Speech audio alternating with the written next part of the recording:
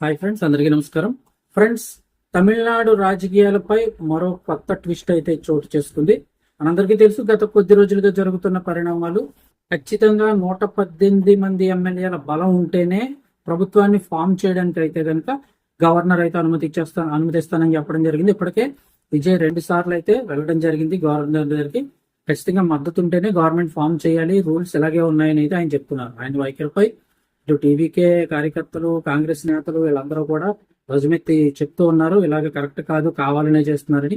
అదో పక్కన పెడితే ఇప్పుడు విజయ్కి కావలసినంత మద్దతు ఒక 3 పార్టీలకు సంబంధించి ఎమ్మెల్యేలు ఉన్నారు. వారి మీదే విజయ్ ఇప్పుడు ఆధారపడినట్లుగా తెలుస్తోంది.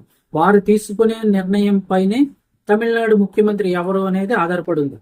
ఆ పార్టీలు ఏంటి అంటే గనక ప్రస్తుతానికి చూస్తే సిపిఐ, సిపిఎం, విసికే ఈ 3 పార్టీలకు ఇద్దరిద్దరు చొప్పున 6 ఎమ్మెల్యేలు అయితే ఉండడం జరిగింది. 6 ఎమ్మెల్యేలు విజయ్కి గనక మద్దతు ఇస్తే ఖచ్చితంగా ఆయన ముఖ్యమంత్రి అయ్యే అవకాశం ఉంది.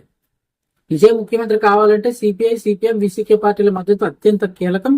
ఈ 3 పార్టీలకు ఇద్దరు చొప్పున మొత్తం 6 ఎమ్మెల్యేలు ఉన్నారు. ఈ 6 మద్దతు లభిస్తేనే విజయ్ గవర్నర్ ముందు తన బలాన్ని నిరూపించుకునే అవకాశం ఉంటుంది. ఇప్పటికే తనకు మద్దతు ఇవ్వాలని విజయ్ ఈ పార్టీ నాయకులకు విజ్ఞప్తి చేసినట్లు సమాచారం. ఈ పార్టీలు నేడు సాయంత్రం తీసుకోబోయే నిర్ణయమే తమిళనాడు ముఖ్యమంత్రి ఎవరనేది నిర్ణయిస్తుంది.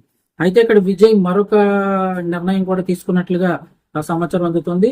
వెనక్కి తగ్గే ప్రసక్తే లేనట్లుగా తెలుస్తుంది. ఏంటంటే ఒకవేళ ఈ 3 పార్టీలు కనుక విజయ్ కి మద్దతు ఇవ్వకుండా షాక్ గనుక ఇస్తే, అంటే మేము మద్దతు ఇవ్వమని ఉపసంహరించుకున్నట్లయితే కనుక రాష్ట్రంలో అనూహ్య పరిణామాలు చోటు చేసుకునే అవకాశం ఉంది. రాజకీయ వైరిపక్షాలైన డిఎంకే, అన్నా డిఎంకే కలిసి సంకీర్ణ కూటమిగా ఏర్పడి ప్రభుత్వాన్ని ఏర్పాటు చేస్తాయా అనే చర్చ కూడా రాజకీయ వర్గాలు నడుస్తుంది. మేము కలవని వారు మన స్టేట్మెంట్ ఇచ్చారు, అయినా రాజకీయాల్లో ఎప్పుడు ఏం జరుగుతుందో చెప్పలేం కాబట్టి ఒకవేళ కలిసి సంకీర్ణ కూటమి ప్రభుత్వం ఏర్పాటు చేస్తారన్న చర్చ మొదలైంది. ఎందుకంటే అన్నా డిఎంకే నేత పళనిస్వామి ఇప్పటికే తన పార్టీ ఎమ్మెల్యేలతో సంతకాలు సేకరించి గవర్నర్ అపాయింట్మెంట్ కోరడం అయితే కనుక ఈ ఊహాగానాలకు బలం చేకూరుస్తుందని చెప్తున్నారు. ప్రస్తుతం అన్నా డిఎంకే ఎమ్మెల్యేలు అందరూ కూడా పుదుచ్చేరిలోని రెస్టారెంట్ లో ఉన్నట్టు సమాచారం.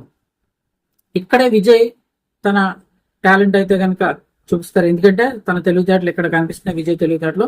ఒకవేళ డిఎంకే, అన్నా డిఎంకే కూటమి కనుక కలిసి ప్రభుత్వం ఏర్పాటు చేస్తే ఎట్టి పరిస్థితుల్లోనూ విజయ్ వెనక్కి తగ్గకూడదని భావిస్తున్నారని సమాచారం. తన పార్టీకి చెందిన ఒకవేళ వాళ్ళిద్దరూ కలిస్తే తన పార్టీకి చెందిన 107 మంది ఎమ్మెల్యేలతోటి మూకమ్ముడిగా రాజీనామా చేయించి అవసరమైతే మధ్యంతర ఎన్నికలకు వెళ్లాలని ఆయన ఆలోచిస్తున్నట్లు సమాచారం. ఇక గవర్నర్ తీరుపై ఇప్పటికే టీవీకే కాంగ్రెస్ నేతలు తీవ్ర అసహనం వ్యక్తం చేస్తున్నారు.